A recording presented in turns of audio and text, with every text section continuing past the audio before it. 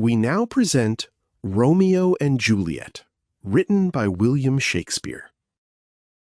Before the story begins, here is a brief listening guide.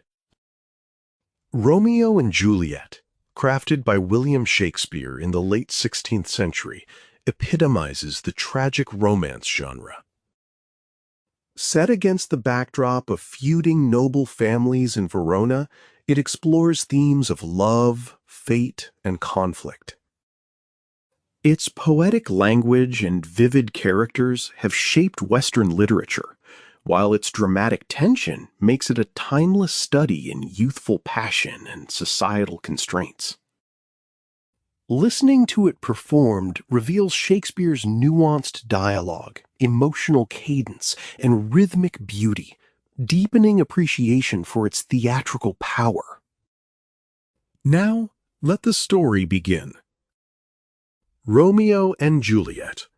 The two chief families in Verona were the rich Capulets and the Montagues. There had been an old quarrel between these families, which had grown to such a height, and so deadly was the enmity between them, that it extended to the remotest kindred, to the followers and retainers of both sides. So much so that a servant of the house of Montague could not meet a servant of the house of Capulet, nor a Capulet encounter a Montague by chance, but fierce words and sometimes bloodshed ensued. And frequent were the brawls from such accidental meetings, which disturbed the happy quiet of Verona's streets. Old Lord Capulet made a great supper, to which many fair ladies and many noble guests were invited. All the admired beauties of Verona were present, and all comers were made welcome, if they were not of the house of Montague. At this feast of Capulets, Rosaline, beloved of Romeo, son to the old Lord Montague, was present. And though it was dangerous for a Montague to be seen in this assembly, yet Benvolio, a friend of Romeo, persuaded the young lord to go to this assembly in the disguise of a mask, so that he might see his Rosaline. And seeing her, compare her with some choice beauties of Verona, who, he said, would make him think his swan a crow. Romeo had small faith in Benvolio's words. Nevertheless, for the love of Rosaline, he was persuaded to go. For Romeo was a sincere and passionate lover, one who lost his sleep for love, and fled society to be alone, thinking on Rosaline, who disdained him, and never requited his love with the least show of courtesy or affection. And Benvolio wished to cure his friend of this love by showing him a diversity of ladies and company. To this feast of Capulets, then young Romeo with Benvolio and their friend Mercutio went masked. Old Capulet bid them welcome, and told them that ladies who had their toes unplagued with corns would dance with them. And the old man was light-hearted and merry, and said that he had worn a mask when he was young, and could have told a whispering tale in a fair lady's ear. And they fell to dancing, and Romeo was suddenly struck with the exceeding beauty of a lady who danced there, who seemed to him to teach the torches to burn bright, and her beauty to show by night like a rich jewel worn by a blackamoor. Beauty too rich for use, too dear for earth. Like a snowy dove trooping with crows, he said, so richly did her beauty and perfections shine above the ladies her companions. While he uttered these praises, he was overheard by Tybalt, a nephew of Lord Capulet, who knew him by his voice to be Romeo. And this Tybalt, being of a fiery and passionate temper, could not endure that a Montague should come under cover of a mask to fleer and scorn, as he said, at their solemnities. And he stormed and raged exceedingly, and would have struck young Romeo dead. But his uncle, the old Lord Capulet, would not suffer him to do any injury at that time, both out of respect to his guests and because Romeo had borne himself like a gentleman. And all tongues in Verona bragged of him to be a virtuous and well-governed youth. Tybalt, forced to be patient against his will, restrained himself, but swore that this vile Montague should at another time dearly pay for his intrusion. The dancing being done, Romeo watched the place where the lady stood. And under favor of his masking habit, which might seem to excuse in part the liberty, he presumed in the gentlest manner to take her by the hand, calling it a shrine, which if he profaned by touching it, he was a blushing pilgrim, and would kiss it for atonement. "Good pilgrim," answered the lady, "your devotion shows by far too mannerly and too courtly. Saints have hands which pilgrims may touch, but kiss not." "Have not saints lips, and pilgrims too?" said Romeo. "Aye," said the lady, "lips which they must use in prayer." "Oh, then, my dear saint," said Romeo, "hear my prayer, and grant it, lest I despair." In such like allusions and loving conceits they were engaged when the lady was called away to her mother. And Romeo, inquiring who her mother was, discovered that the lady whose peerless beauty he was so much struck with was young Juliet, daughter and heir to the Lord Capulet, the great enemy of the Montagues, and that he had unknowingly engaged his heart to his foe. This troubled him, but it could not dissuade him from loving. As little rest had Juliet when she found that the gentleman that she had been talking with was Romeo and a Montague. For she had been suddenly smitten with the same hasty and inconsiderate passion for Romeo which he had conceived for her. And a prodigious birth of love it seemed to her, that she must love her enemy, and that her afflictions should settle there, where family considerations should induce her chiefly to hate. It being midnight, Romeo with his companions departed. But they soon missed him, for, unable to stay away from the house where he had left his heart, he leaped the wall of an orchard which was at the back of Juliet's house. Here he had not been long, ruminating on his new love, when Juliet appeared above at a window, through which her exceeding beauty seemed to break like the light of the sun in the east. And the moon, which shone in the orchard with a faint light, appeared to Romeo as if sick and pale with grief at the superior luster of this new sun. And she, leaning her cheek upon her hand, he passionately wished himself a glove upon that hand, that he might touch her cheek. She, all this while, thinking herself alone, fetched a deep sigh, and exclaimed, "Ah me!"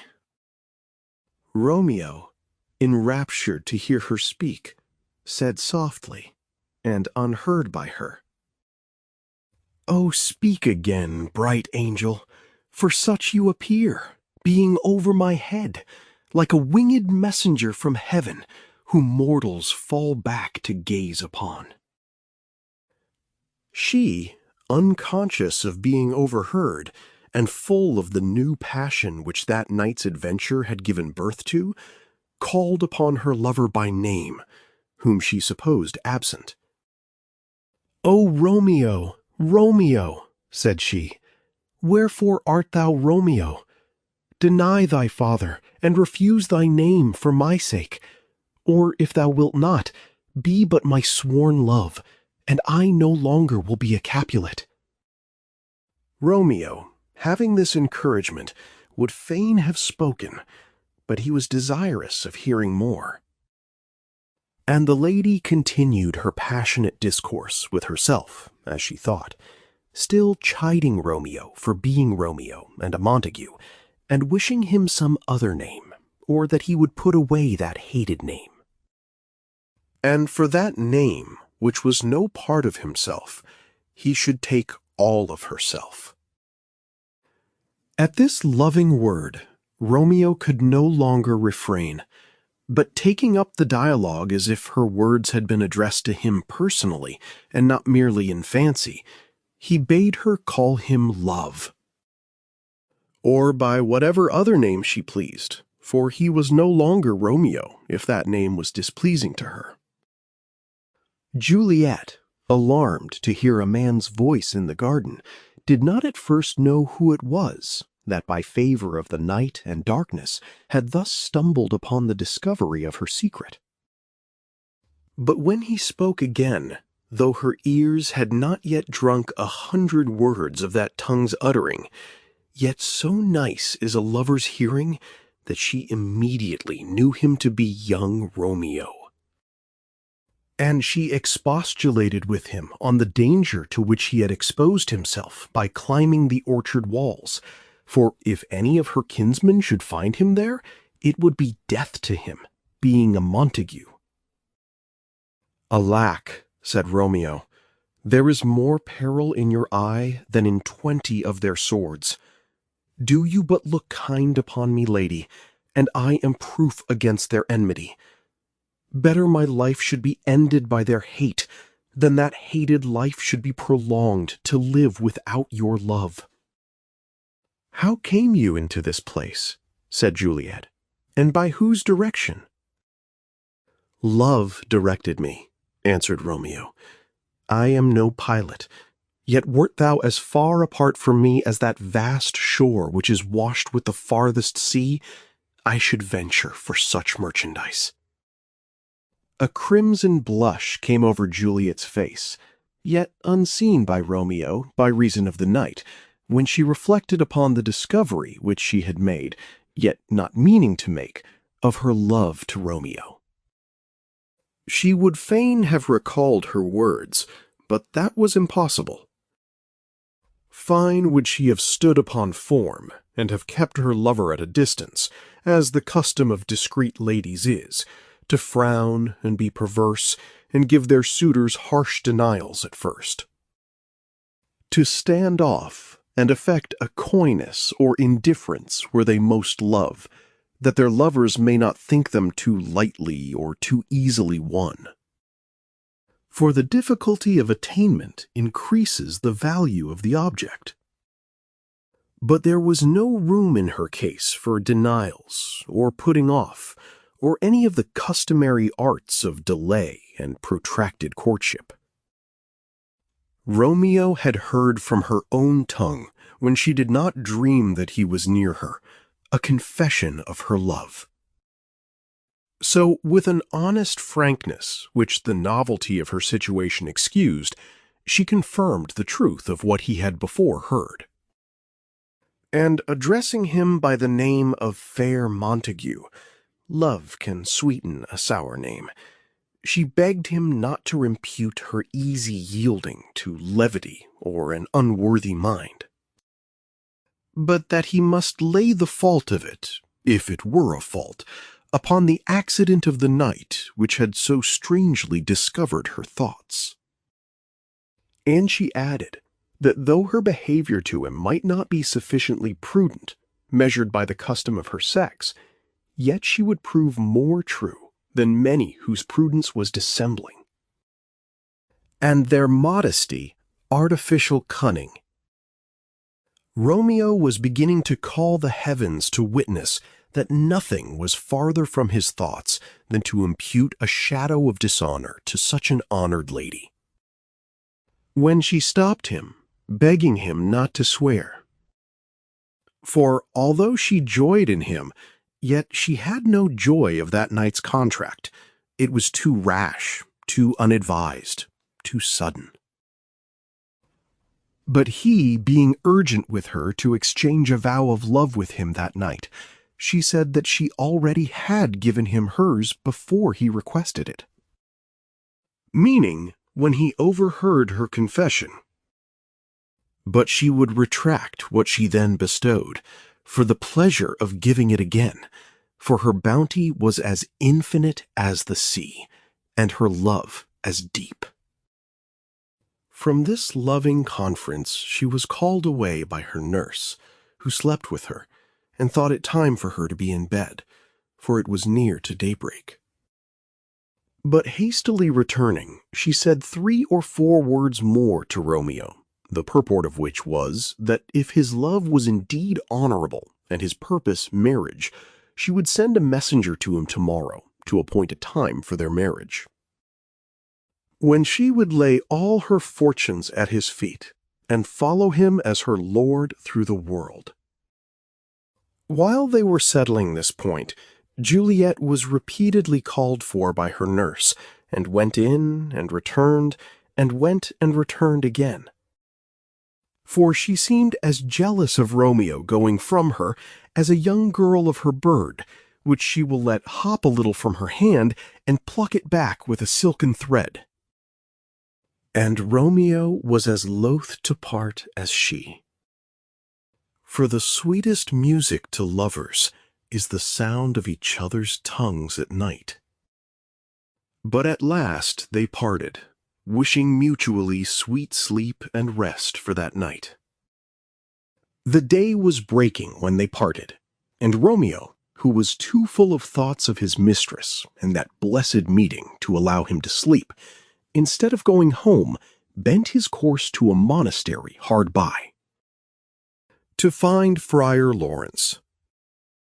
The good friar was already up at his devotions, but seeing young Romeo abroad so early, he conjectured rightly that he had not been abed that night, but that some distemper of youthful affection had kept him waking. He was right in imputing the cause of Romeo's wakefulness to love, but he made a wrong guess at the object, for he thought that his love for Rosaline had kept him waking. But when Romeo revealed his new passion for Juliet, and requested the assistance of the friar to marry them that day, the holy man lifted up his eyes and hands in a sort of wonder at the sudden change in Romeo's affections. For he had been privy to all Romeo's love for Rosaline, and his many complaints of her disdain, and he said that young men's love lay not truly in their hearts, but in their eyes.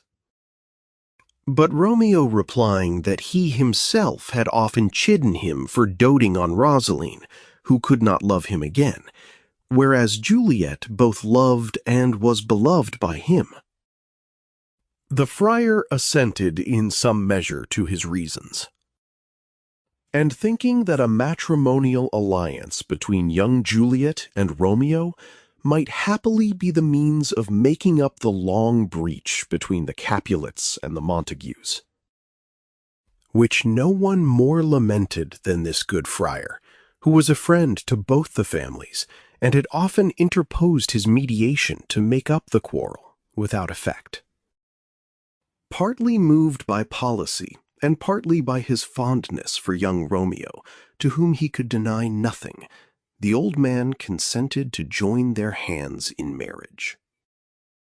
Now was Romeo blessed indeed, and Juliet, who knew his intent from a messenger which she had dispatched according to promise, did not fail to be early at the cell of Friar Lawrence, where their hands were joined in holy marriage. The good friar, praying the heavens to smile upon that act, and in the union of this young Montague and young Capulet, to bury the old strife and long dissensions of their families. The ceremony being over, Juliet hastened home, where she stayed impatient for the coming of night, at which time Romeo promised to come and meet her in the orchard, where they had met the night before. And the time between seemed as tedious to her as the night before some great festival seems to an impatient child that has got new finery which it may not put on till the morning. That same day, about noon, Romeo's friends, Benvolio and Mercutio, walking through the streets of Verona, were met by a party of the Capulets with the impetuous Tybalt at their head. This was the same angry Tybalt who would have fought with Romeo at old Lord Capulet's feast. He, seeing Mercutio, accused him bluntly of associating with Romeo, a Montague.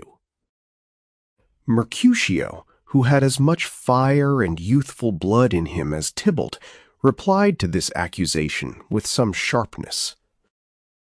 And in spite of all Benvolio could say to moderate their wrath, a quarrel was beginning, when Romeo himself passing that way, the fierce Tybalt turned from Mercutio to Romeo, and gave him the disgraceful appellation of villain. Romeo wished to avoid a quarrel with Tybalt above all men, because he was the kinsman of Juliet and much beloved by her. Besides, this young Montague had never thoroughly entered into the family quarrel, being by nature wise and gentle. And the name of a Capulet, which was his dear lady's name, was now rather a charm to allay resentment than a watchword to excite fury. So he tried to reason with Tybalt, whom he saluted mildly by the name of good Capulet, as if he, though a Montague, had some secret pleasure in uttering that name. But Tybalt, who hated all Montagues as he hated hell, would hear no reason, but drew his weapon.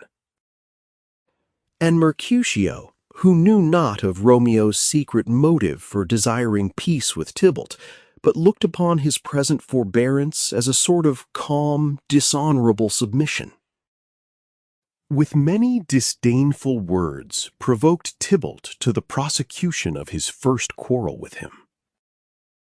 And Tybalt and Mercutio fought, till Mercutio fell, receiving his death's wound, while Romeo and Benvolio were vainly endeavoring to part the combatants.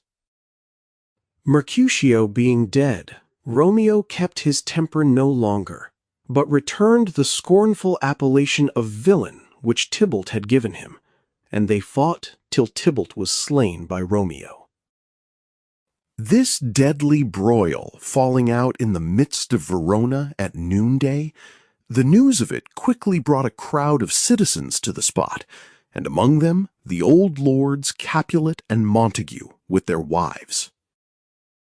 And soon after arrived the prince himself, who, being related to Mercutio, whom Tybalt had slain, and having had the peace of his government often disturbed by these brawls of Montagues and Capulets, came determined to put the law in strictest force against those who should be found to be offenders.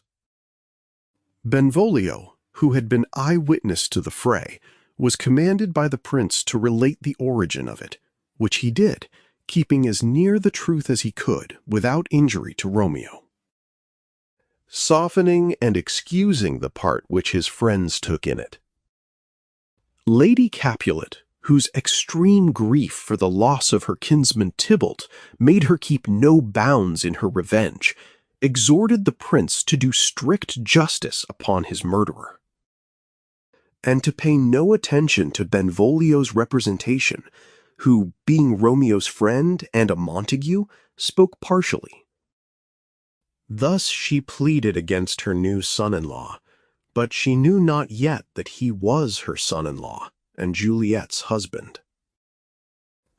On the other hand was to be seen Lady Montague pleading for her child's life, and arguing with some justice that Romeo had done nothing worthy of punishment in taking the life of Tybalt, which was already forfeited to the law by his having slain Mercutio.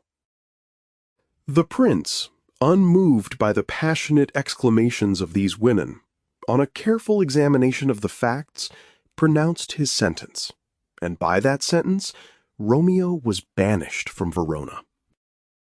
Heavy news to young Juliet, who had been but a few hours a bride, and now by this decree seemed everlastingly divorced. When the tidings reached her, she at first gave way to rage against Romeo, who had slain her dear cousin. She called him a beautiful tyrant, a fiend angelical, a ravenous dove, a lamb with a wolf's nature, a serpent heart hid with a flowering face, and other like contradictory names, which denoted the struggles in her mind between her love and her resentment. But in the end, love got the mastery, and the tears which she shed for grief that Romeo had slain her cousin turned to drops of joy that her husband lived, whom Tybalt would have slain. Then came fresh tears, and they were altogether of grief for Romeo's banishment.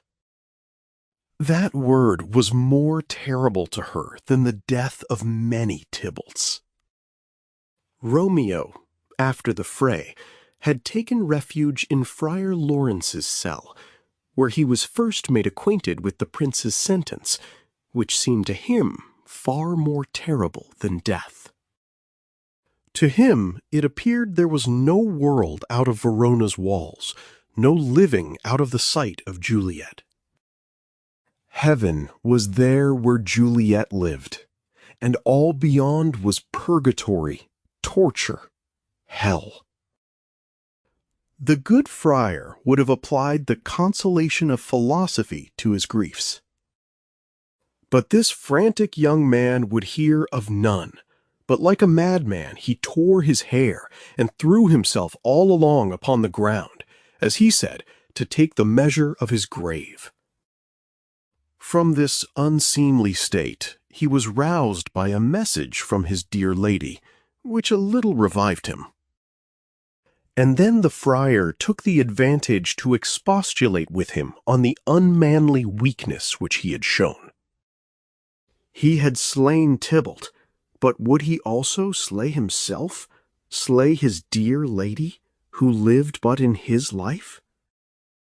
The noble form of man, he said, was but a shape of wax when it wanted the courage which should keep it firm.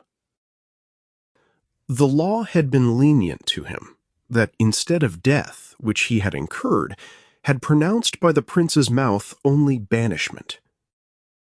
He had slain Tybalt, but Tybalt would have slain him.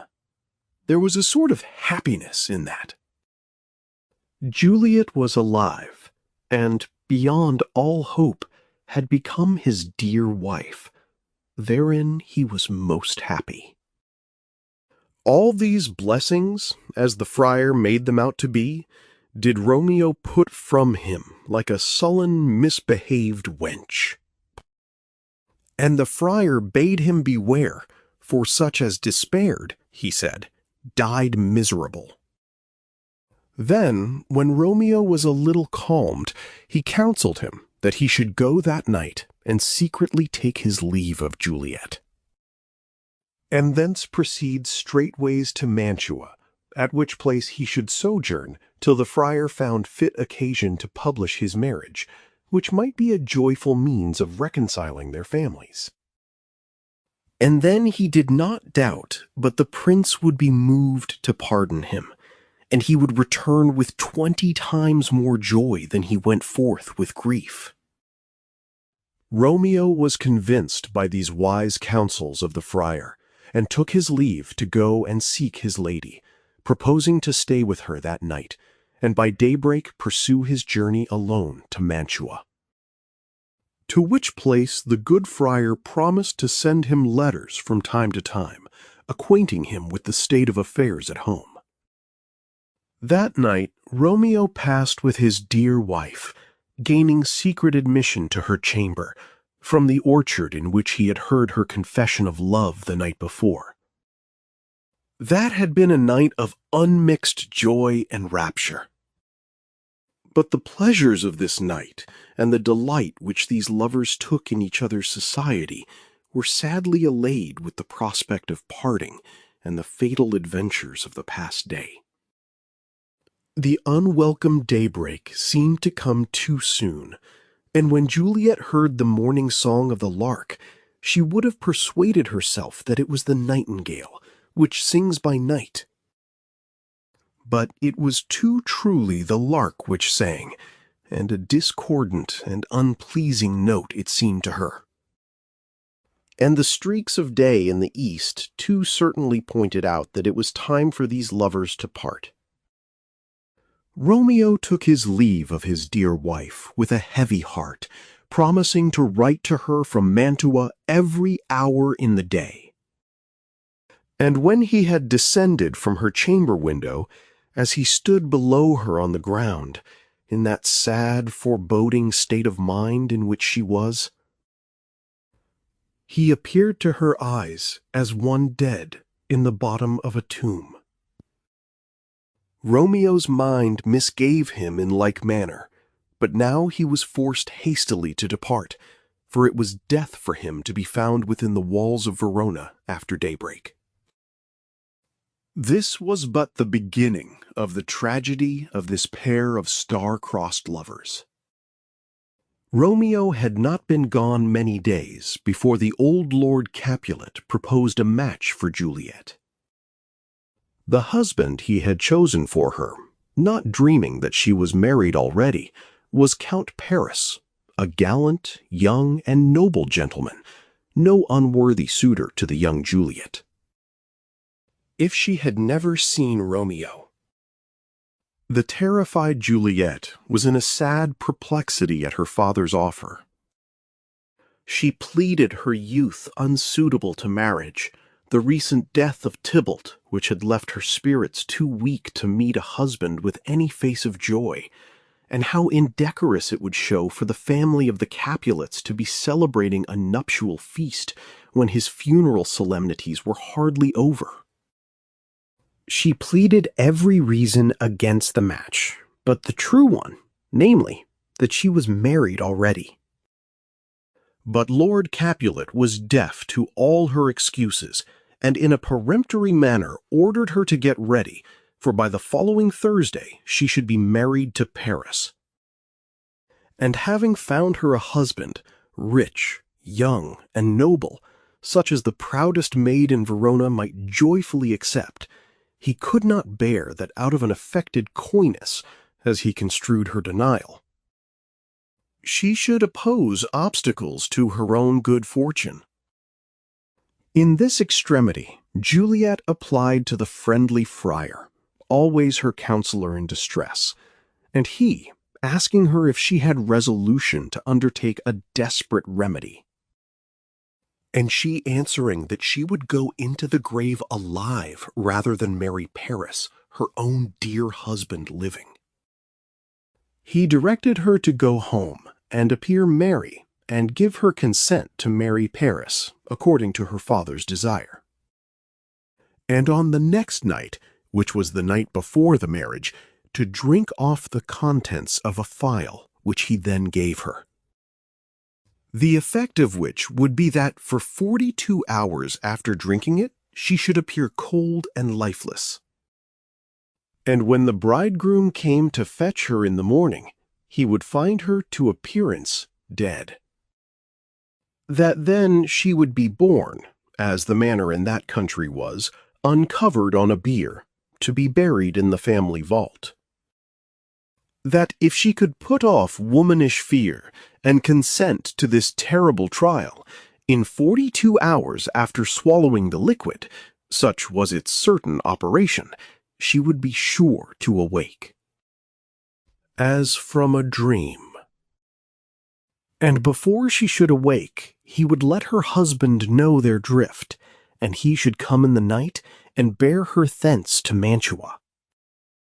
Love and the dread of marrying Paris gave young Juliet strength to undertake this horrible adventure, and she took the phial of the friar, promising to observe his directions. Going from the monastery, she met the young Count Paris, and modestly dissembling, promised to become his bride. This was joyful news to the Lord Capulet and his wife. It seemed to put youth into the old man, and Juliet, who had displeased him exceedingly by her refusal of the Count, was his darling again. Now she promised to be obedient. All things in the house were in a bustle against the approaching nuptials. No cost was spared to prepare such festival rejoicings as Verona had never before witnessed. On Wednesday night, Juliet drank off the potion. She had many misgivings lest the friar, to avoid the blame which might be imputed to him for marrying her to Romeo, had given her poison. But then he was always known for a holy man. Then, lest she should awake before the time that Romeo was to come for her. Whether the terror of the place, a vault of dead Capulet's bones, and where Tybalt, all bloody, lay festering in his shroud, would not be enough to drive her distracted. Again, she thought of all the stories she had heard of spirits haunting the places where their bodies were bestowed. But then her love for Romeo and her aversion for Paris returned, and she desperately swallowed the draught and became insensible. When young Paris came early in the morning with music to awaken his bride, instead of a living Juliet, her chamber presented the dreary spectacle of a lifeless corse. What death to his hopes! What confusion then reigned through the whole house! Poor Paris, lamenting his bride, whom most detestable death had beguiled him of, had divorced from him even before their hands were joined. But still more piteous it was to hear the mournings of the old Lord and Lady Capulet, who, having but this one poor loving child to rejoice and solace in, cruel death had snatched her from their sight. Just as these careful parents were on the point of seeing her advanced, as they thought, by a promising and advantageous match. Now all things that were ordained for the festival were turned from their properties to do the office of a black funeral. The wedding cheer served for a sad burial feast. The bridal hymns were changed for sullen dirges, the sprightly instruments to melancholy bells. And the flowers that should have been strewed in the bride's path now served but to strew her corset. Now, instead of a priest to marry her, a priest was needed to bury her. And she was born to church indeed, not to augment the cheerful hopes of the living, but to swell the dreary numbers of the dead. Bad news, which always travels faster than good, now brought the dismal story of his Juliet's death to Romeo at Mantua, before the messenger could arrive, who was sent from Friar Lawrence to apprise him that these were mock funerals only, and but the shadow and representation of death, and that his dear lady lay in the tomb but for a short while, expecting when Romeo would come to release her from that dreary mansion. Just before, Romeo had been unusually joyful and light-hearted. He had dreamed in the night that he was dead, a strange dream that gave a dead man leave to think, and that his lady came and found him dead, and breathed such life with kisses on his lips that he revived, and was an emperor.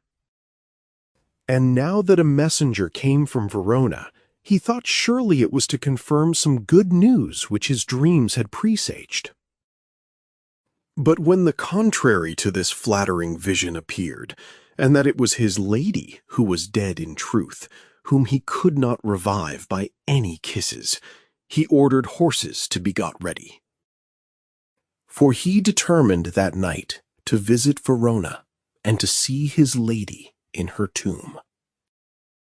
And as mischief is swift to enter into the thoughts of desperate men, he called to mind a poor apothecary, whose shop in Mantua he had lately passed, and from the beggarly appearance of the man, who seemed famished, and the wretched show of empty boxes ranged on dirty shelves, and other tokens of extreme wretchedness, he had said at the time, perhaps having some misgivings that his own disastrous life might haply meet with a conclusion so desperate.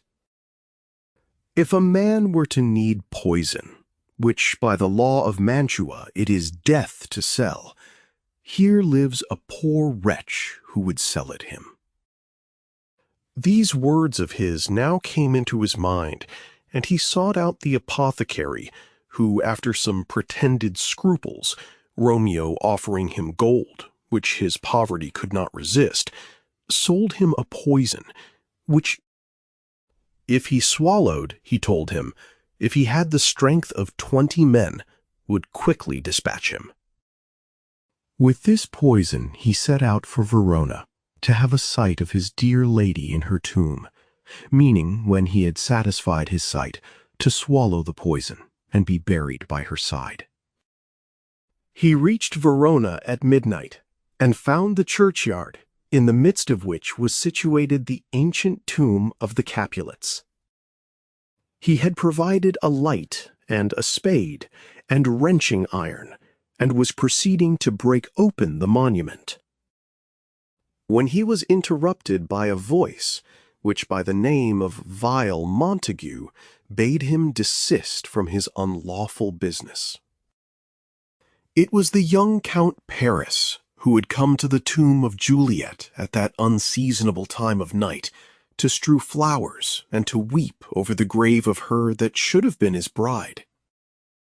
He knew not what interest Romeo had in the dead, but knowing him to be a Montague, and, as he supposed, a sworn foe to all the Capulets, he judged that he was come by night to do some villainous shame to the dead bodies. Therefore, in an angry tone, he bade him desist. And, as a criminal, condemned by the laws of Verona to die if he were found within the walls of the city, he would have apprehended him. Romeo urged Paris to leave him, and warned him by the fate of Tybalt, who lay buried there, not to provoke his anger or draw down another sin upon his head by forcing him to kill him. But the Count in scorn refused his warning, and laid hands on him as a felon, which Romeo resisting, they fought, and Paris fell. When Romeo, by the help of a light, came to see who it was that he had slain, that it was Paris, who, he learned on his way from Mantua, should have married Juliet, he took the dead youth by the hand, as one whom misfortune had made a companion, and said that he would bury him in a triumphal grave, meaning in Juliet's grave, which he now opened. And there lay his lady, as one whom death had no power upon to change a feature or complexion, in her matchless beauty. Or as if death were amorous, and the lean, abhorred monster kept her there for his delight.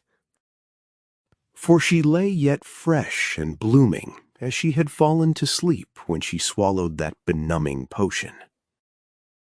And near her lay Tybalt in his bloody shroud, whom Romeo seeing, begged pardon of his lifeless course, and for Juliet's sake called him cousin, and said that he was about to do him a favor by putting his enemy to death. Here Romeo took his last leave of his lady's lips, kissing them.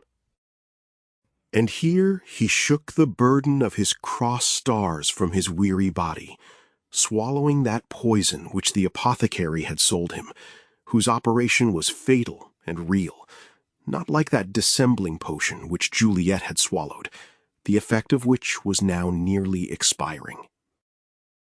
and she about to awake to complain that Romeo had not kept his time, or that he had come too soon. For now the hour was arrived at which the friar had promised that she should awake. And he, having learned that his letters, which he had sent to Mantua, by some unlucky detention of the messenger, had never reached Romeo, came himself, provided with the pickaxe and lantern, to deliver the lady from her confinement. But he was surprised to find a light already burning in the Capulets' monument, and to see swords and blood near it, and Romeo and Paris lying breathless by the monument. Before he could entertain a conjecture to imagine how these fatal accidents had fallen out, Juliet awoke out of her trance, and seeing the friar near her, she remembered the place where she was, and the occasion of her being there, and asked for Romeo. But the friar, hearing a noise, bade her come out of that place of death and of unnatural sleep. For a greater power than they could contradict had thwarted their intents. And being frightened by the noise of people coming, he fled. But when Juliet saw the cup closed in her true love's hand, she guessed that poison had been the cause of his end, and she would have swallowed the dregs if any had been left. And she kissed his still warm lips, to try if any poison yet did hang upon them. Then, hearing a nearer noise of people coming, she quickly unsheathed a dagger which she wore, and stabbing herself, died by her true Romeo's side. The watch by this time had come up to the place. A page belonging to Count Paris, who had witnessed the fight between his master and Romeo, had given the alarm, which had spread among the citizens, who went up and down the streets of Verona confusedly exclaiming, "A Paris, a Romeo, a Juliet!" As the rumor had imperfectly reached them, till the uproar brought Lord Montague and Lord Capulet out of their beds, with the prince, to inquire into the causes of the disturbance. The friar had been apprehended by some of the watch, coming from the churchyard, trembling, sighing, and weeping in a suspicious manner. A great multitude being assembled at the Capulets' monument, the friar was demanded by the prince to deliver what he knew of these strange and disastrous accidents.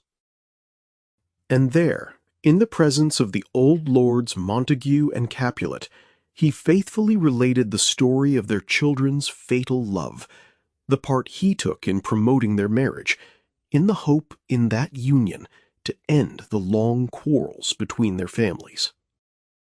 How Romeo, there dead, was husband to Juliet, and Juliet, there dead, was Romeo's faithful wife. How, before he could find a fit opportunity to divulge their marriage, another match was projected for Juliet, who, to avoid the crime of a second marriage, swallowed the sleeping draught, as he advised. And all thought her dead. How meantime he wrote to Romeo to come and take her thence when the force of the potion should cease, and by what unfortunate miscarriage of the messenger the letters never reached Romeo. Further than this, the friar could not follow the story, nor knew more than that, coming himself to deliver Juliet from that place of death, he found Count Paris and Romeo slain. The remainder of the transactions was supplied by the narration of the page who had seen Paris and Romeo fight, and by the servant who came with Romeo from Verona, to whom this faithful lover had given letters to be delivered to his father in the event of his death, which made good the friar's words. Confessing his marriage with Juliet, imploring the forgiveness of his parents, acknowledging the buying of the poison of the poor apothecary, and his intent in coming to the monument, to die. and lie with Juliet. All these circumstances agreed together to clear the friar from any hand he could be supposed to have in these complicated slaughters, further than as the unintended consequences of his own well-meant, yet too artificial and subtle contrivances. And the prince, turning to these old lords, Montague and Capulet, rebuked them for their brutal and irrational enmities, and showed them what a scourge heaven had laid upon such offenses, that it had found means even through the love of their children to punish their unnatural hate. And these old rivals, no longer enemies, agreed to bury their long strife in their children's graves. And Lord Capulet requested Lord Montague to give him his hand, calling him by the name of brother, as if in acknowledgment of the union of their families, by the marriage of the young Capulet and Montague, and saying that Lord Montague's hand, in token of reconcilement, was all he demanded for his daughter's jointure. But Lord Montague said he would give him more, for he would raise her a statue of pure gold, that while Verona kept its name, no figure should be so esteemed for its richness and workmanship as that of the true and faithful Juliet. And Lord Capulet, in return, said that he would raise another statue to Romeo. So did these poor old lords, when it was too late, strive to outgo each other in mutual courtesies. While so deadly had been their rage and enmity in past times, that nothing but the fearful overthrow of their children, poor sacrifices to their quarrels and dissensions, could remove the rooted hates and jealousies of the noble families. The reading is followed by a deeper literary commentary. William Shakespeare's Romeo and Juliet stands as one of the most enduring and emblematic works of English Renaissance drama, encapsulating the breadth of human passion, conflict, and mortality with a poetic intensity unmatched by many of its contemporaries. Set against the vibrant and often violent backdrop of late 16th century Verona, the play articulates themes of youthful love interwoven with familial feuds and social expectations, making it not only a tale of romantic tragedy, but also a profound exploration of identity within the rigid structures of Elizabethan society. Shakespeare's artistry in Romeo and Juliet is inseparable from the cultural and historical dynamic of 1599, a year marked by political uncertainty, social upheaval, and a robust theatrical world teeming with innovation and public engagement.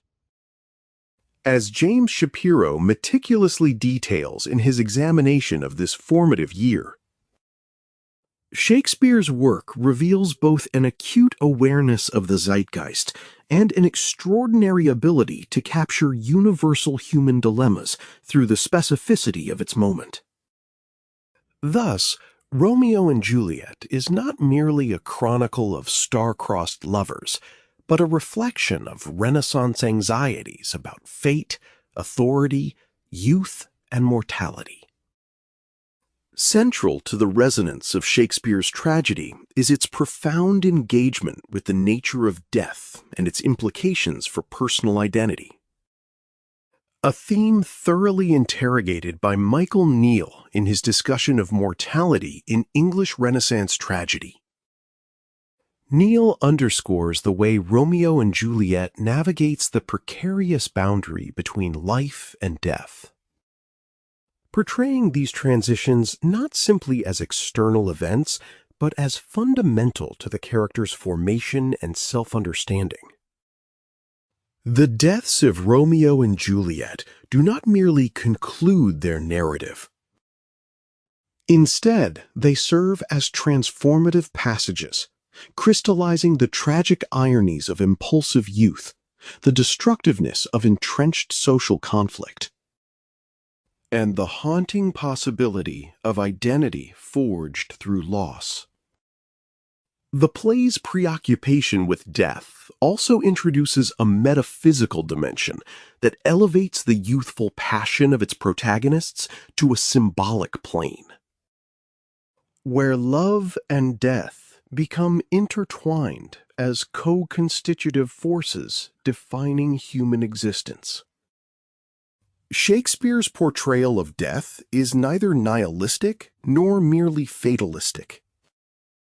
Rather, it invites a contemplation of mortality as a defining, if tragic, aspect of becoming. A perspective that renders Romeo and Juliet a meditation on the limits and legacies of identity in a world perpetually shadowed by demise and discord. Harold Bloom's editorial insights further illuminate the textual richness and enduring appeal of Romeo and Juliet within Shakespeare's oeuvre, emphasizing the play's linguistic brilliance and affective power. Bloom situates Romeo and Juliet among Shakespeare's most influential works by illustrating how its language captures the impetuosity, intensity, and contradictions of adolescent love, which Shakespeare dramatizes with both poetic fervor and psychological acuity. This duality, the tension between lyric beauty and tragic consequence, is a hallmark of Shakespeare's dramaturgy, inviting audiences across centuries to engage deeply with the emotional complexity of its characters.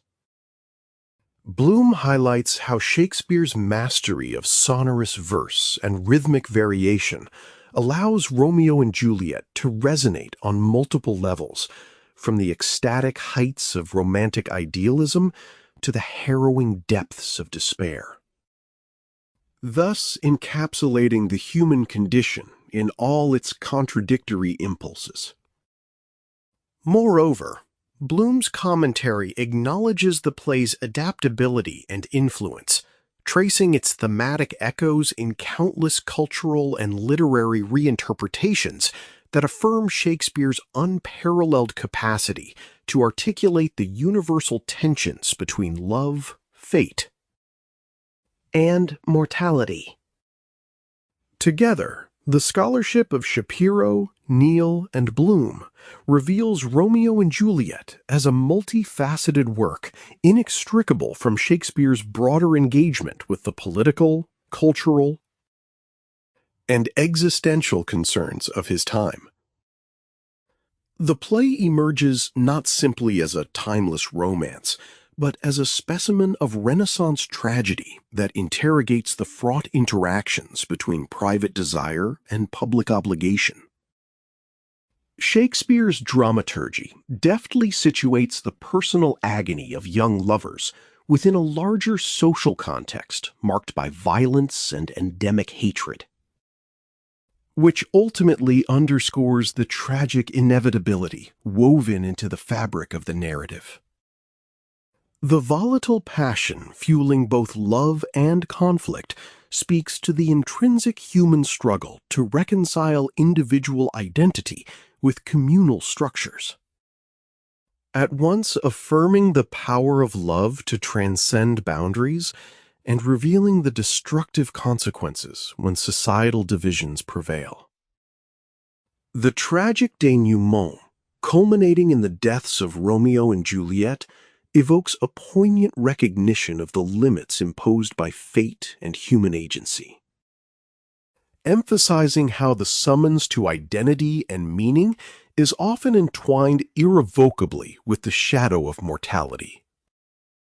Romeo and Juliet, therefore, stands not only as a pillar of Shakespearean tragedy, but as an artistic masterpiece that eloquently captures the ambivalence of adolescence, the rigors of social strife, and the metaphysical weight of death.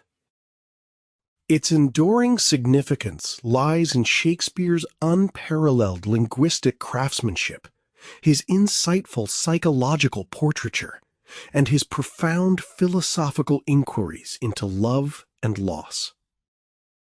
Through Romeo and Juliet, Shakespeare invites successive generations to reflect on the paradoxes of human existence. The collision of passion and restraint, the inevitability of suffering alongside the hope of redemption, and the delicate balance between destiny and self-determination.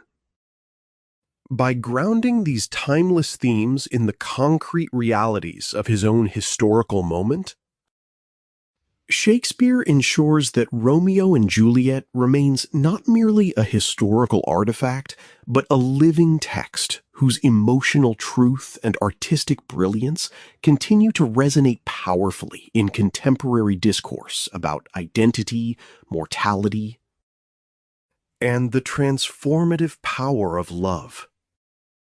William Shakespeare's Romeo and Juliet is a profound exploration of love's intensity and the destructive power of conflict. The narrative unfolds in Verona, where the long-standing enmity between the Montague and Capulet families creates a backdrop of tension and violence that shapes the lives of the characters. This feud, entrenched and irrational, makes the love between Romeo Montague and Juliet Capulet not only complicated, but forbidden. A testament to Shakespeare's mastery in illustrating how societal forces impact personal destinies. The play opens with the public altercations between servants of the two houses, immediately setting the tone of discord. Shakespeare's choice to begin with such brawling emphasizes the societal rupture, providing a stark contrast to the private, tender relationship that develops between the protagonists. It reminds the audience that love exists within a context of division and hostility that ultimately shapes the tragic trajectory. Romeo's entrance introduces the archetype of the melancholy lover, pining for Rosaline before fate redirects his affections to Juliet. His initial despair over unrequited love establishes both his emotional volatility and the intensity of his passion. The transition from Rosaline to Juliet underscores Shakespeare's theme of love as sudden, overwhelming, and transformative. Romeo's poetic admiration of Juliet at the Capulet feast, with his metaphorical comparisons to light and jewels, conveys his idealization of her beauty and sets the stage for the dramatic developments to come. Juliet emerges as equally complex, embodying both youthful innocence and determined agency.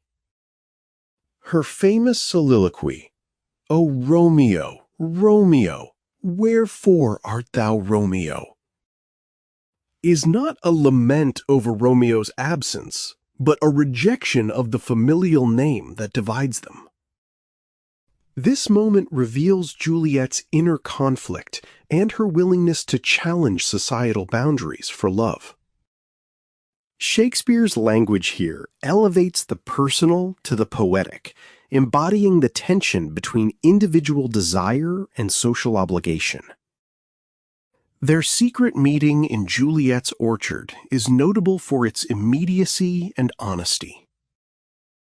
Rather than employing the delays and coyness common in courtly love, Shakespeare presents two young people who embrace their feelings with exquisite frankness. Their exchange is rich with religious imagery, framing their love in sacred terms that contrast with the secular violence of their family's feud. The friar's agreement to marry them reflects hope for reconciliation, but also foreshadows the tragedy driven by haste and secrecy. The public fallout from Mercutio's death and Romeo's consequent slaying of Tybalt escalates the tragedy, shifting from private affection to communal punishment. Tybalt's fiery temperament and Mercutio's provocative wit culminate in a duel that destroys peace. Romeo's banishment from Verona acts as both escape and exile, forcing him into separation from Juliet and complicating their relationship. This plot turn emphasizes the intertwining of personal and political realms. Love is punished by law and family loyalty. Juliet's response to these events highlights her resilience and determination. She moves from despair to action, demonstrating psychological depth and courage in the face of societal pressure. The proposal forced upon Juliet by her father to marry Paris introduces a conflict between individual will and parental authority, a common theme in Shakespeare's works. Her appeal to Friar Lawrence and the latter's desperate plan to fake her death reflect an intersection of hope and human frailty, as their well-meaning schemes are predestined to fail. Juliet's simulated death, enacted through the sleeping potion, brings the narrative to a climactic intensity. The interplay between appearance and reality is central. Death is feigned but perceived as real, reflecting themes of misunderstanding and fate's cruelty. The rich symbolism of the tomb as a setting for final reunion adds layers of irony and poignancy. Here, Shakespeare's use of dramatic irony deepens the emotional impact, as the audience knows Juliet is alive, but the characters do not. Romeo's return to Verona, armed with actual poison, contrasts starkly with Juliet's staged death and highlights the theme of irrevocable decisions in moments of desperation. His dream of resurrection through love is a literary paradox that frames the final act of his tragic resolve. The duel with Paris before entering the tomb adds another tragic note, demonstrating the pervasive reach of conflict. Paris's death, though not a lover himself, offers a bittersweet sense of shared misfortune and innocence consumed by the feud. The final moments in the tomb, the dual suicides of Romeo and Juliet, are among the most iconic in literature. Shakespeare crafts a breathtaking tableau of love and death intertwined, where the physical proximity of the lovers symbolizes their unity beyond life itself. Juliet's awakening and discovery of Romeo's death amplify the tragedy, as her own suicide asserts love's power to transcend even death. Shakespeare's spare but powerful language here, the kiss to detect poison, the quick self-stabbing, captures the raw immediacy of her grief and determination. The denouement forces reflection on the consequences of entrenched hatred and the cost of reconciliation too late. The reconciliation of the Montagues and Capulets, marked by statues raised to Romeo and Juliet, is a bitter victory. Shakespeare's epilogue is a moral indictment of hatred and an elegy for innocence lost to social vendettas. The prince's rebuke and the family's agreement underscore the theme that love and peace require sacrifice, but often arrive only through tragedy. Throughout Romeo and Juliet, Shakespeare's language oscillates between lyrical beauty and brutal realism. His use of imagery, light and dark, religious devotion, poison and death, enriches the emotional landscape. The dialogue captures the exuberance of youth, the weight of despair, and the inexorable forces of fate. The characters, though products of their time, resonate with universal human experiences: love's joy and pain, conflict and loss, hope and despair. The play invites multiple critical readings. Feminist interpretations might focus on Juliet's struggle against patriarchal imposition, while psychoanalytic readings explore the impulsivity and intensity of youthful passion. Socio-political commentary arises from the depiction of family rivalry and the effects of social structures on individual lives. In performance, the text's rhythms and emotions gain added dimensions, with tone and timing deepening meaning. Shakespeare's choice to end the narrative in mutual death rather than conquest or negotiation speaks to the tragic genre's focus on human limitations. His portrayal of love as a force both beautiful and destructive challenges audiences to consider the costs of hatred and the possibilities of reconciliation. The final reconciliation suggests hope, but only after irreversible loss, imparting a cautionary lesson on enmity and its consequences. In sum, Romeo and Juliet stands as a timeless work that continues to captivate through its rich blending of poetic expression, dramatic tension, and profound insight into human passions and social conflicts. Its exploration of love's transformative power, entwined with fate and tragedy, renders it an essential study in the enduring complexity of human relationships and societal divisions. Another crucial aspect deserving deeper analysis is the role of fate and fortune in shaping the characters' journeys.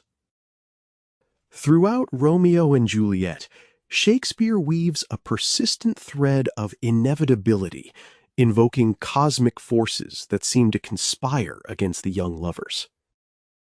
The repeated references to fate, such as Romeo's foreboding sense before attending the Capulet feast, and the prologue's mention of star-crossed lovers, impart a sense of predetermination that contrasts sharply with the characters' futile attempts to assert control over their destinies. This tension between human agency and destiny enriches the narrative, as every choice the lovers make, though driven by passion and hope, is shadowed by the inexorable approach of tragedy. Shakespeare seems to propose that love, especially in its most intense forms, exists precariously on the knife edge between hope and doom. This interplay provokes reflection on the limits of free will in the face of social pressures and cosmic design. Moreover, the motif of duality permeates the entire work, adding layers to the thematic complexity. Light and dark imagery, for instance, dominates the poetic fabric of the play, symbolizing the coexistence of love and hate, hope and despair.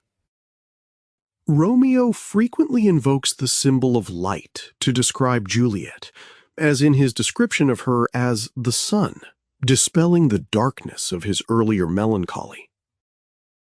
Conversely, the night provides a covert shelter for their meetings, illustrating how love is nurtured in secrecy and opposition to the public feud's brutality.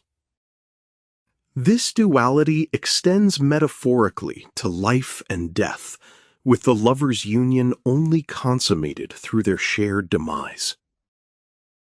Shakespeare's mastery lies in merging opposites, not simply as conflict, but as a nuanced coexistence that reflects the complexity of human experience. The poetic and rhetorical devices that Shakespeare employs also deserve meticulous attention for their role in shaping character and enhancing thematic depth. His extensive use of sonnets, particularly in the dialogue between Romeo and Juliet during their first encounter, elevates their speech beyond mere conversation to a celebration of idealized love. These sonnets are not only an artistic choice, but a structural one, crystallizing the purity, intensity, and fleeting nature of their connection. The religious imagery peppered throughout, such as Romeo's invocation of Juliet as a holy shrine and Juliet's reference to saints and pilgrims, transforms their love into a quasi-spiritual experience. This religious metaphor both sanctifies and complicates their passion, as it clashes with the secular violence and materialistic concerns of their families. The delicate balance of such language conveys the profound intensity of youthful love and the tragic irony of its surroundings.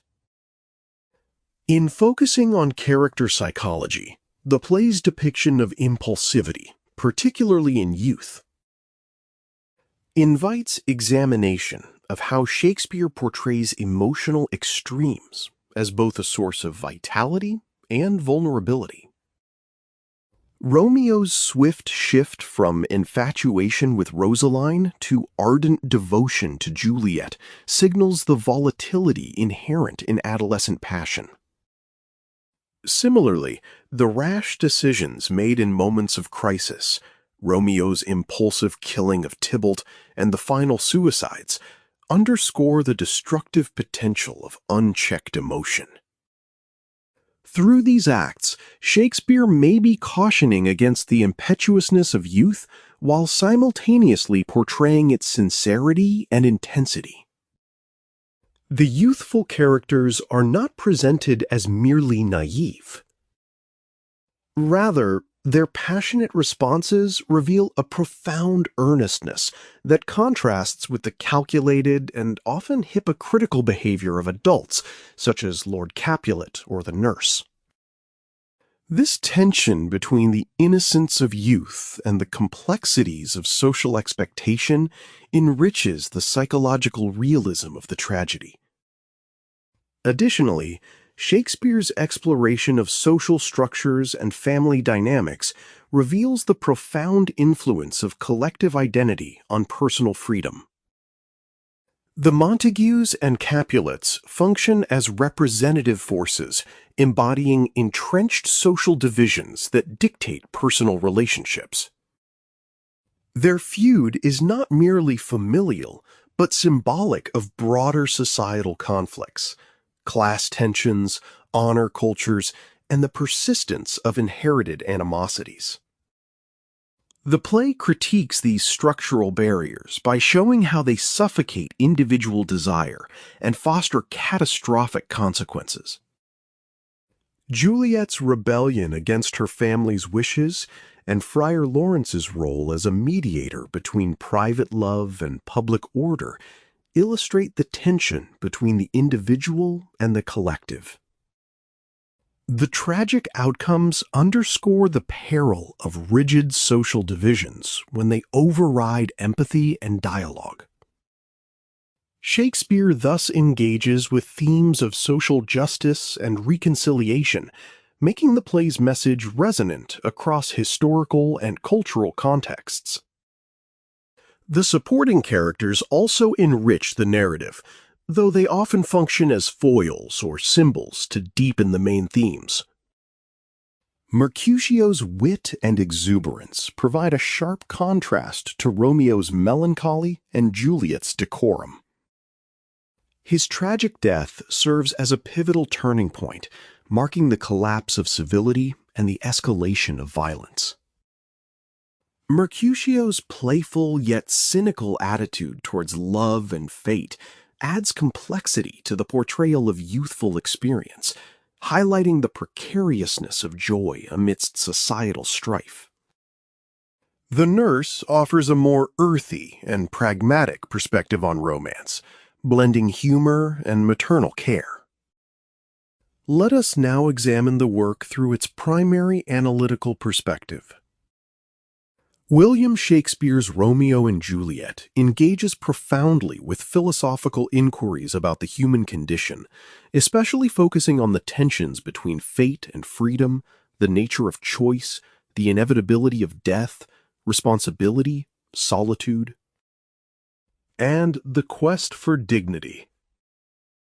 These themes interweave to expose the tragic complexity of life, inviting reflection on how much agency human beings truly possess within a seemingly deterministic universe, and how one navigates the responsibilities and consequences of choices amid external forces. Central to the tragedy is the relentless question of fate versus freedom.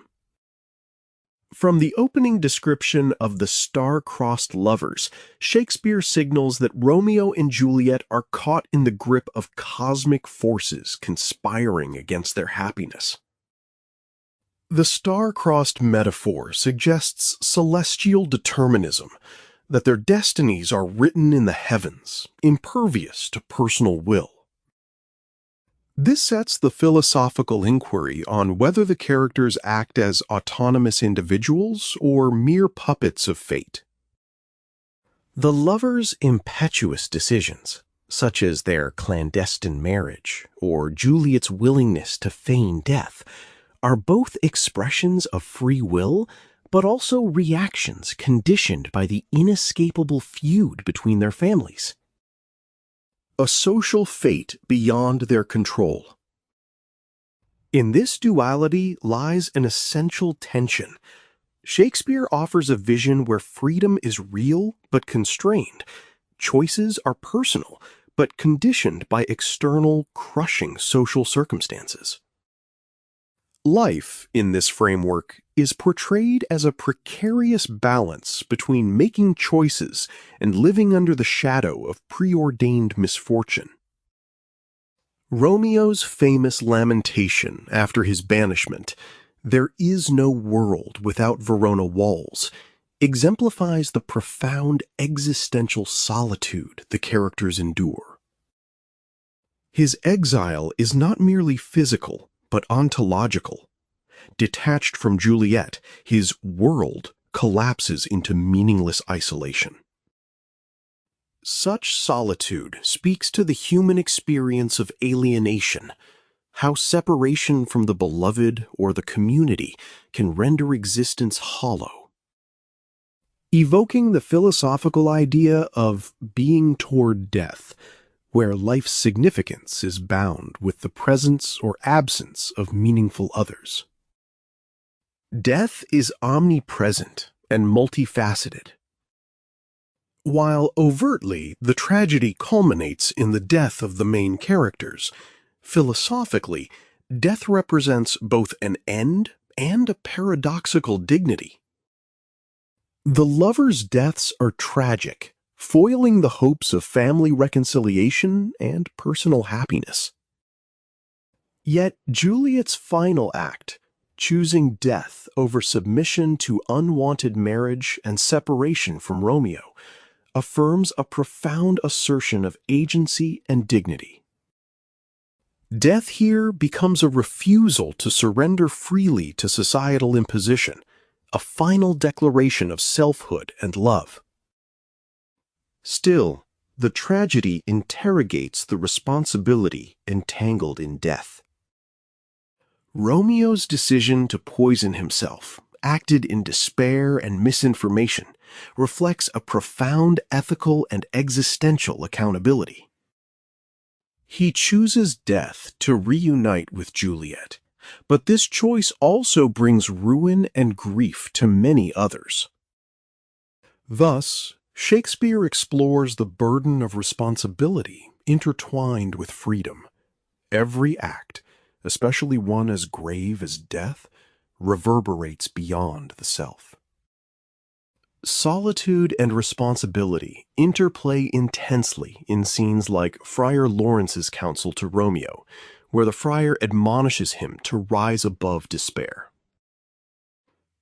The noble shape of man is but a shape, the exhibition of fierce adversity's death. This philosophical counsel enshrines the human potential to face suffering and solitude with dignity and courage. It also highlights the social dimension of responsibility. Romeo is not only responsible to himself and Juliet, but to the families and the city of Verona. His private passion inevitably spills into public consequence, making every action a matter of communal significance. This amplifies Shakespeare's inquiry into how personal choices are never entirely private, but woven into the fabric of social responsibility. The play's philosophical dimension also dwells on the value and tragedy of youthful passion caught between idealism and harsh reality. Romeo and Juliet's instantaneous love is both a beautiful affirmation of human desire's intensity and a reckless gamble that dismisses pragmatic survival. Their love challenges the social order, yet simultaneously falls victim to it, revealing the tragic insecurity of dignity in the face of societal disdain and familial hatred. The character's inability to reconcile these competing demands reflects a broader philosophical theme. How does one maintain personal authenticity and integrity when external reality contradicts or suppresses them? Dignity, for Shakespeare, emerges as entwined with love and honor, yet liable to the vicissitudes of fate. The character's struggles to maintain dignity in conduct, Romeo's gentlemanly behavior at the Capulet feast, Juliet's insistence on "prove more true than many whose prudence is dissembled," underscore a virginal, almost sacred understanding of self-respect. Yet the degradation of dignity is swift in the face of conflict. Mercutio's death, Tybalt's rage, and the family's hatred illustrate how pride and fury destroy human grace. Thus, dignity is precarious, upheld through both personal virtue and social recognition, vulnerable to destruction in a world marked by violence and misunderstanding. In sum, Romeo and Juliet stages a philosophical meditation on life's fragility and complexity. It reflects on how destiny and freedom conflict, and how responsibility weighs heavily on youthful passions. It offers a poignant exploration of solitude as both exile and existential condition, and contemplates death as both an escape and an ultimate test of dignity. The narrative insists that human life is a tightrope walk between hope and despair, between the yearning for connection and the isolations imposed by structural fate and individual choices. The tragedy leaves the audience with a bittersweet, reflective awareness of the magnificence and vulnerability of human existence. Moreover, Shakespeare intricately exposes the limitations and paradoxes inherent in human understanding and anticipation of the future. The characters act on incomplete knowledge, and it is this partial understanding of causality and consequence that exacerbates their suffering. The tragic outcome hinges on misinterpretations and the fatal timing of messages. Friar Lawrence's letter failing to reach Romeo, Romeo's fatal misunderstanding of Juliet's feigned death. Illustrating a profound philosophical meditation on epistemic humility. Humans strive to control their fate, yet their knowledge is always partial, leaving them vulnerable to unforeseen events. This epistemic limitation highlights the tension between human agency and unpredictability, emphasizing how even the best intentions and plans are entangled with uncertainty. In addition, the play grapples with the concept of social determinism versus individual rebellion. Romeo and Juliet's endeavor to transcend the feud that defines their familial identities is both an act of resistance and a tragic concession to the social order that relentlessly imposes itself. Their secret union is an existential rebellion that affirms individuality and love beyond clan loyalty, yet it is shadowed by the inescapable inherited enmity. This duality raises questions about the extent to which social structures determine identity and destiny, and the costs of defiance. Their tragic fate suggests that while rebellion may assert authentic selfhood, it does not guarantee liberation, but rather invites conflict within a world resistant to change. Furthermore, the play brings to light the poignancy and peril of youthful idealism confronting the rigidity of societal institutions. The impetuosity of youth fuels the lovers' fierce commitment, but the same impulsiveness blinds them to consequences and the pragmatics of survival in a hostile environment. Shakespeare captures the fragile beauty of idealistic love, a plunge into passion that momentarily transcends social barriers, yet remains vulnerable to the brutal forces of reality. This dynamic reflects a broader human experience, the struggle of young individuals to carve out spaces of meaning and authenticity before the world hardens them or extinguishes their hope. Closely linked to this is the exploration of temporality and the tragedy of its compression. The entire narrative unfolds within a few days, intensifying the characters' experiences and decisions.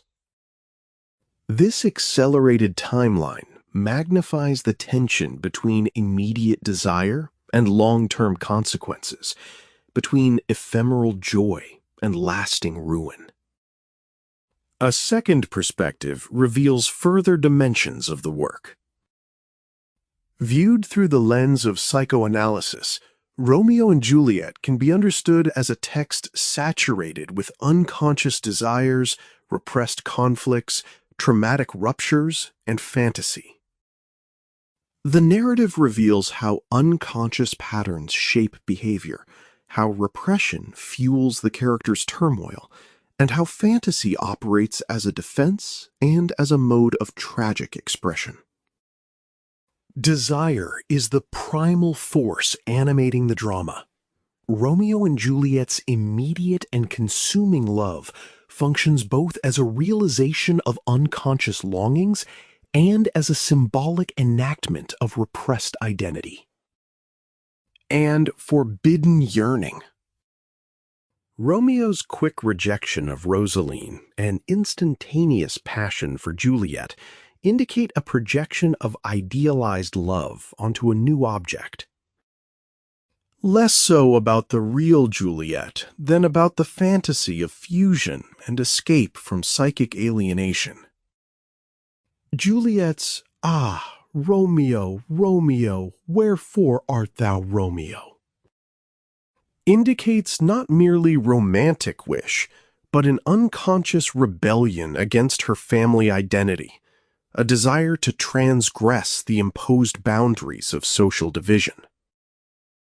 This enactment of secret romance can be read as a psychical enactment of the forbidden unconscious impulse, coded within the symbolic language of the garden and night.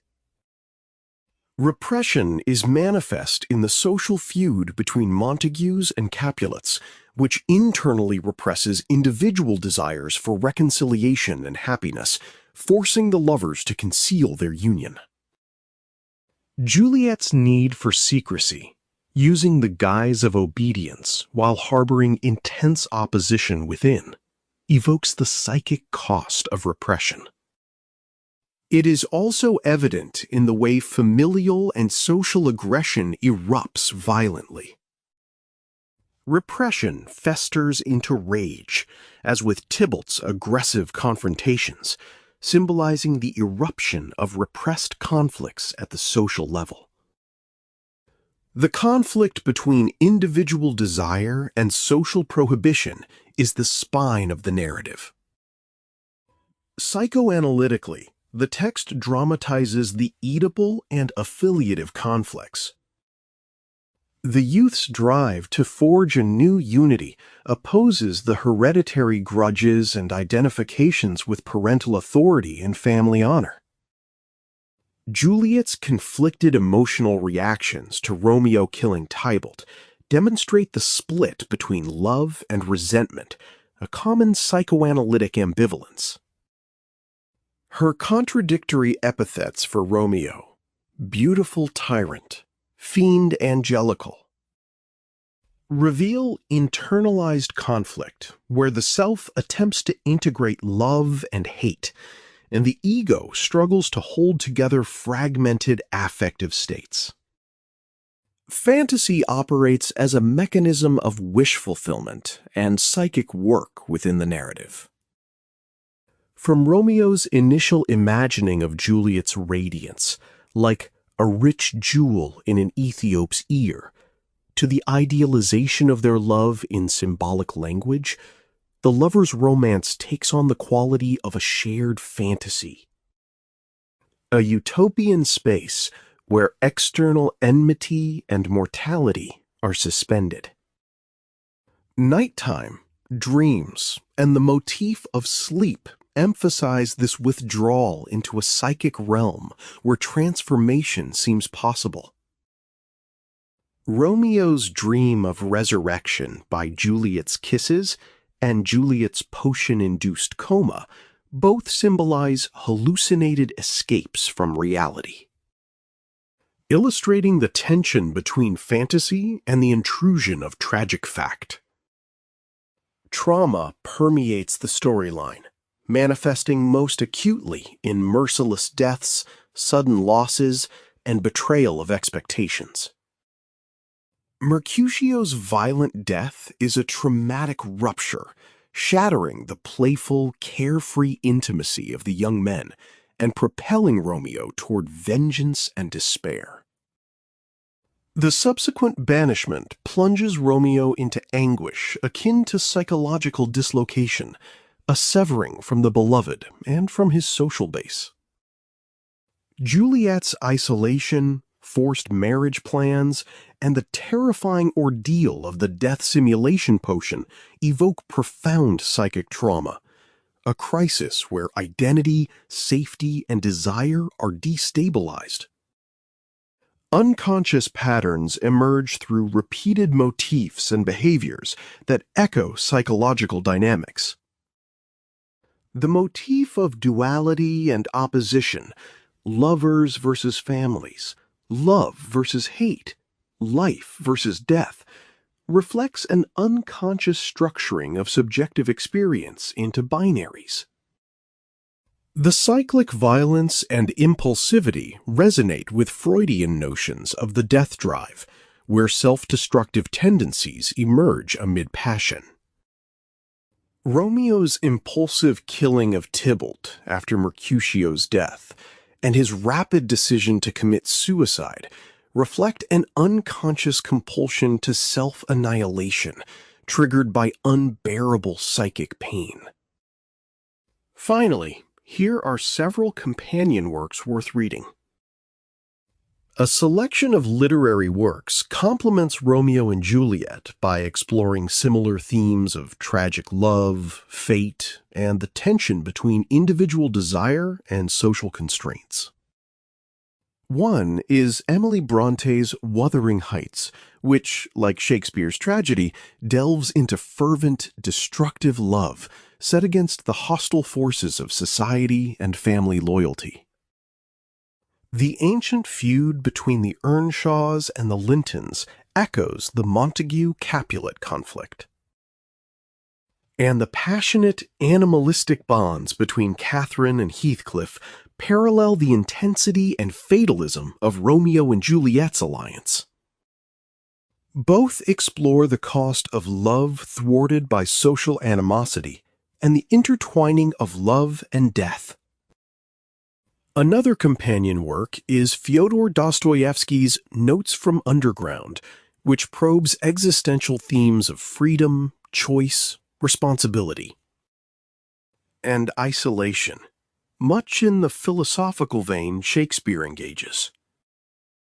The underground man's burrowing into solitude, self-inflicted suffering, and rebellion against deterministic causality refine the conflicts of human autonomy and alienation that underlie Romeo's exile and despair. Gabriel Garcia Marquez's Love in the Time of Cholera offers a modern reflection on the endurance of love across social obstinacy and time. Blending fantasy and reality, similarly to Shakespeare's play.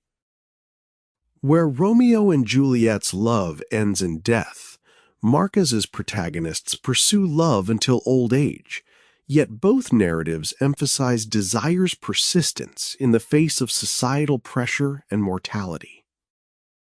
Dostoevsky's The Idiot is also resonant, as its protagonist Prince Mishkin embodies innocence and tragic love, caught in the maelstrom of hostile social forces and internal psychic fractures. The interplay of idealism and reality, alongside the tragic consequences of purity in a corrupt world, substantially mirrors the unworldly passion and fatal outcome faced by Romeo and Juliet. Finally, The Bell Jar by Sylvia Plath shares with Romeo and Juliet an exploration of young women's psychological trials amid oppressive external expectations. Juliet's refractory position within her family and society parallels Esther Greenwood's struggle with repression, identity, and despair, highlighting the tragic cost of restricted freedom and the desire for autonomy. These companion works, spanning from Romanticism to modernism and magical realism, intricately complement Romeo and Juliet's philosophical and psychoanalytic investigations of love, fate, desire, and the human condition. Each expands upon Shakespeare's tragedy by probing the universal tensions between freedom and necessity, passion and social order, life and death. Themes that remain as compelling and relevant today as in Elizabethan Verona.